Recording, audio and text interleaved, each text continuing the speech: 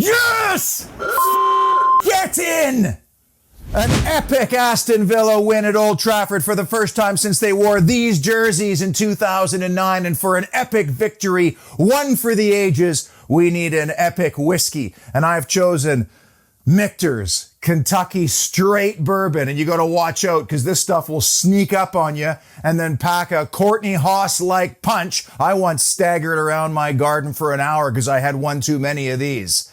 So let's savor, let's reflect, and let's dissect. Manchester United 0, Aston Villa 1.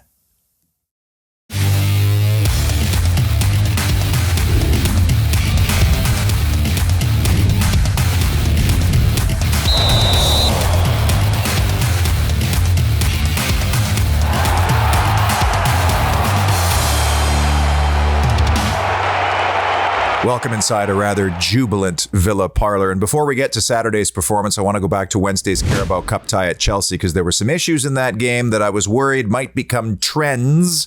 And I was thinking about this in the early stages of the Manchester United game, including squandered chances rearing their head.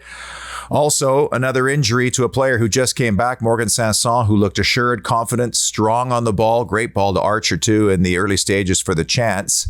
Defending wasn't great on the goal either. Anwar El Ghazi kind of waved his leg in the general direction of Reece James. It's a good ball played in. I don't think Steer would have gotten it if he'd come for it, but it's over the head of Tuan Zebi. Cash isn't tight enough, and if Timo Werner scores on you, you should be ashamed of yourself. And that's a shame because Aston Villa actually had a pretty good half. And then there was Emiliano Buendia. I said after the Watford game, the opening game, that we will never see a worse game from the Argentine and Aston Villa's first big summer signing. I was wrong. He did statistically have a worse game because he simply could not keep the villains in possession. And I know he had a truncated preseason and he's had this weird trip to Brazil with Argentina where he never even played, and then he had to quarantine in Croatia. But this guy has to be a whole lot better, and I still believe he will be, but it was a very, very poor performance from him. Now, as for the squandered chances at Chelsea, Cameron Archer had two of them at either end of the half. The first one, what a ball by Sanson. And it was so similar to his second goal at Barrow. That one he scooped over the goalkeeper and it floated in. This one he kind of punched it a little too hard and it goes over the crossbar. But I just wonder in retrospect if he could have slotted those ones past Kepa. Easy for us to say. Can't take anything away from the goal though. He flies in, perfect header, crossbar and down. What a moment. But Villa had other great chances to put the game away and not take it to penalties. Villa-Jean Bedes will probably be very disappointed with himself for not putting more power on the one that he hit low and to his right that the goalkeeper smothered. Anwar El Ghazi bursts down the inside left channel. He has Archer to his right. If he squares it up, it's the exact same goal as the 1-0 at Barrow, but he goes for goal, can't cash in. But the most egregious of all of them was Emi Buendia. He's wide open, nobody around him, in a glorious scoring area. Great run, cut back, and he puts it over the crossbar. And these are the moments that you end up reflecting on when you lose on penalties. Which brings us to Manchester United at Old Trafford. A barren wasteland of points, results, efforts, decisions, penalties, all of it. Not since Ashley Young was actually young has Aston Villa taken all 3 points at the home of the Red Devils 12 years ago. And in the beginning stages, it sure felt an awful lot like the midweek game at Chelsea, a bona fide top six side that did some great business in the offseason, and Aston Villa had the better of it, created the better chances, didn't take them. Fate was being tempted. But in the end, it was Aston Villa's stick-to-itiveness, its relentlessness that earned them a resounding and monumental 3 points. And maybe even more importantly than the 3 points was the fact that Aston Villa now had a sense of validation that all the work being done on the training ground, in the video analysis, in the tactical sessions, all of it has finally paid off. They have now convinced themselves that they are on the right track and that they are, in fact, progressing. The first honorable mention is the fact that Manchester United had to make 2 substitutions in that game it absolutely did not want to make, involving 2 of its 4 defenders, Luke Shaw and Harry Maguire. And Aston Villa knows all about injuries and disruptions in the first part of the season, so it was kind of nice to see it happen to somebody else for a change, and it happened in game as well. So now you're introducing 2 players who aren't entirely familiar in the back 4. They certainly aren't the regular starters. And of course, that also means that Ole Gunnar Solskjaer could now not make the kind of attacking substitutions later in the game that might have changed the dynamic. I'm sure he would have liked to have introduced Jadon Sancho, for example, because Ronaldo and Greenwood, by their standards, were somewhat quiet, thanks to some very good work from Aston Villa. But did those 2 defensive substitutions also disrupt or confuse potentially some of the set-piece defensive duties? There's a little foreshadowing for you. Honorable mention number 2, Dino is delegating. There was some panic bordering on hysteria in the preseason with the sudden departures of John Terry and Richard O'Kelly from the coaching staff. John Terry, I don't think, was ever a surprise. He wants to go on and do his own thing and be the boss. Richard O'Kelly leaving so close to season kickoff raised some alarm bells. The culture was being questioned. The plan was being challenged. But God bless him, Richard O'Kelly's a great guy and a loyal servant. At 64 years of age, he's still very much a get stuck in, lads kind of guy. And Villa is evolving from that.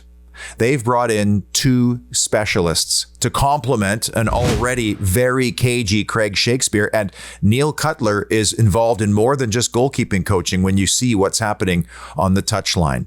And Dean Smith is giving all of them the license to be involved, make decisions, delegate them, and then sit back and be the man who has the final say. I mean, the first thing you have to do is identify the holes or the limitations within your technical staff and yourself. And that takes some serious reflection. And then, of course, you have to go out and find the exact kind of people that will not just be able to fill those holes, but also fit your culture. And lo and behold, they have found, by the looks of it, a couple of real gems. Nobody can argue the avant-garde set-piece routines drawn up by Austin McPhee. Will you look at that? Therapy helps. But even in this game, you could see that he had more to do with some of the other tactical moments in the game, the way he was talking to players individually as they came over.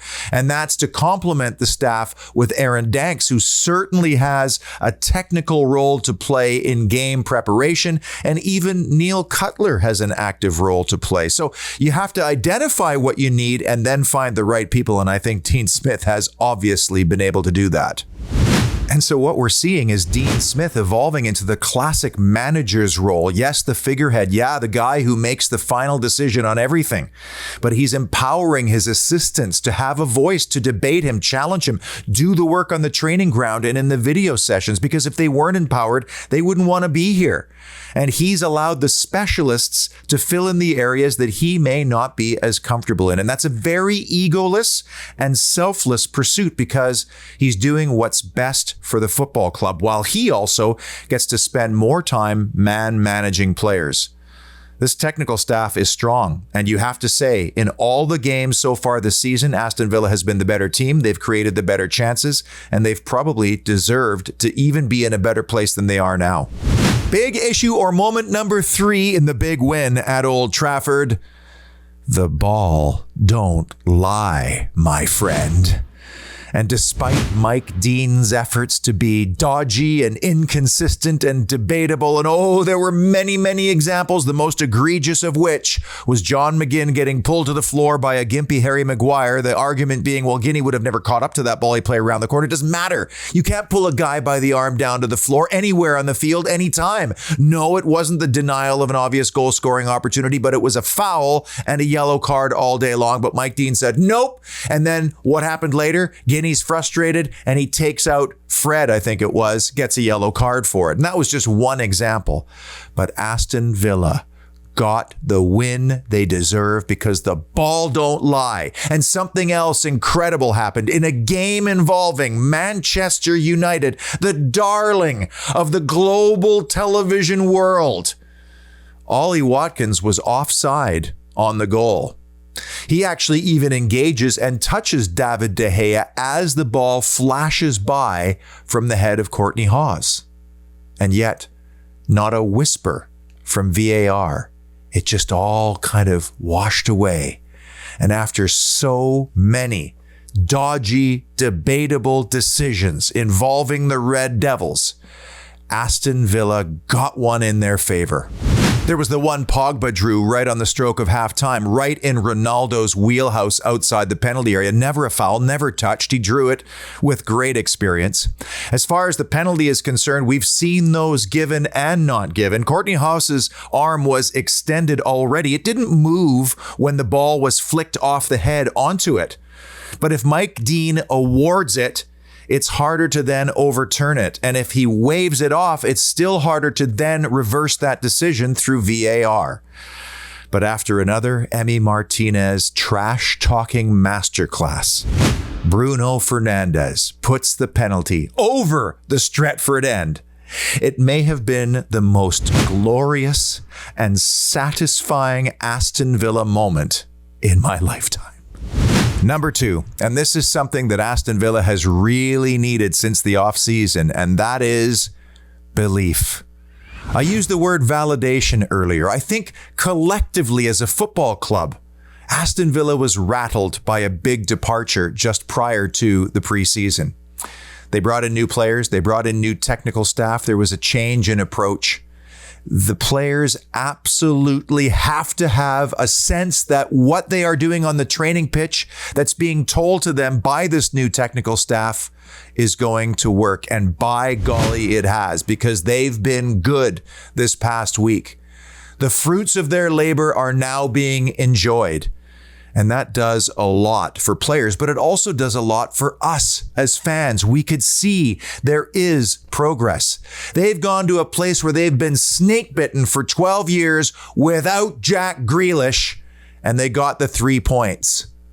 That's a big, big moment. And you know what else happens? All the players who are on the outside looking in at this team and saying, hey, Gaffer, what do I have to do to get into the squad? Well, Dean Smith can now say, hey, listen, we got the tactics right. We got the approach right. We got the personnel correct. And we got the 3 points. Train harder. Convince us we need to change it around to suit you. So on the macro level, they now believe they can go to a place like Old Trafford and win the game after a great week of preparation and a great game plan. On the micro level, they still have an awful lot of work to do because these games should be won far more comfortably than they are. And you are tempting fate when you miss chances. So belief in this context means you must believe that if you are going to run into the box, the ball is going to come to you and you are going to be prepared to smash it into the goal. And there are 3 glorious examples of this that occurred with Matt Targett, Ollie Watkins, and then at the end, Ezri Konsa from a header. And the first one came in only the 16th minute from Targett after a beautifully played in ball by Matt Kashski. It's funny because I coach a U13 boys team, and last week we missed 4 sitters and they were all exactly the same. They were at the back post and the players did not believe that the ball was going to make it to them, and so they were not set and ready for the correct kind of contact. And this is exactly what happened to Matt Targett. I mean, why make the run into the penalty area if you are then not prepared to make the correct kind of contact and not believe that the ball is going to come to you? Yes, Wan-Bissaka slides past him, which may have put him off. Doesn't matter. You have to be ready. You have to believe the ball is coming, and you got to bury that one. That was a glorious chance that, again, Villa got away with missing, but in the future, they may not. Now, the Watkins one off the poor De Gea clearance was a glorious chance, and it's easy for me to say this from the comfort of my couch, but he needs to go high there. De Gea is already down and prone. If he puts it up, it's really hard for a defender to potentially head it off the line. Sometimes you're going to get a handball out of that, but if he floats that one a little higher, that's probably a goal right there. It's been really difficult for Ollie Watkins. It just has not gone in for him yet. You think back to the league game at Chelsea, he hits a low one that Mendy gets down to save. If he puts it mid-height, it's a goal. In the Saturday game, he hits one mid-height and De Gea gets over. If he puts that one on the floor, it's probably in. The goals are going to come for Ollie Watkins. What you cannot deny, though, is the work that he is doing on the press, because that was a huge part of disrupting Man United from coming out of the back. But Ezri Konsa on the corner, I mean, my goodness, I've said this an awful lot this year. Konsa has got to hit the target and test the goalkeeper. Why make the break if you're not going to be ready to make the contact? And again, it comes down to belief. You have to believe you're going to get on the end of it. Yes, he's trying to fight off Wan-Bissaka, but he gets there and he just doesn't have his head shaped up right. I count 5 on the top of my head just from this season where he should have tested the goalkeeper. This is the next aspect of Aston Villa's progression, because if they get this part right, they're going to be winning games 2 and 3-0 regularly. And the number one big moment or issue in Villa's win at Old Trafford: set piece perfection. And thankfully, Courtney Haas did expect the ball to come through, and he was ready for it when it did. Major props to Douglas Luiz for a sublime delivery on that one and a couple of others. That was easily Douglas Luiz's best game of the season for Aston Villa. And I noted earlier that what would happen if you took 2 of 4 United defenders out of the mix? How would that affect set-piece defending? Well, it wasn't those 2. In fact, it was the third substitute, Edson Cavani, who was responsible for marking Courtney Haas. They started together at the back post and were jostling, and Haas lost him. Got a yard. Headed to the edge of the 6-yard box and stooped down. It went off his forehead in the only place it could, flashing by David De Gea. And Aston Villa takes a very late lead. Now, I'm not sure if United was trying to play a zonal man-to-man hybrid type marking system on the corner, but the guy closest to the near post was Lindelof, a substitute, maybe not 100% sure of his role or duty. And we talked about belief as well. You need it at the start of the game. You also need it in minutes 88 and 89 when you've been working on a set piece and training all week. And your brain is tired and your body is tired, but you got to keep your concentration. And Aston Villa did. What a sublime ball. Perfect angle to the head. It flies in. It was a fantastic moment. And I've said it before. What has Courtney Haas done wrong since the end of last season to not factor into Dean Smith's regular rotation? And he now has a headache on his hands because Axel Tuanzebe is going to be available next week. What do you do? Always love doing this after a victory. This is the fun part where we get to tabulate some of these subcategories we're looking at. And not only does Aston Villa win away from Villa Park for the first time, but against a top 6 side for sure. Then you have an Austin McPhee set piece masterclass, now +2 on the season. VAR wasn't really involved. They checked and confirmed a decision, so we can't give that as a minus. And Emi Martinez, the trash-talking penalty whisperer, now on 3 clean sheets. And as for European progress, well, listen, it's 66 points or thereabouts to reach European football for next season, which means that with 10 points, Aston Villa is basically 16.6th away in their journey. They are climbing towards cruising altitude, my friend. So that's it, the end of a tremendous, potentially season-defining week for Aston Villa with 2 wins and a draw, a loss on penalties against arguably 3 top 6 sides, Everton notwithstanding. And what will that mean with a fully fit Leon Bailey, a fully fit Morgan Sanson, a more settled Emiliano Buendia? What it means, my friend, is more belief. Keep believing. Until the next time, up the mighty Villa.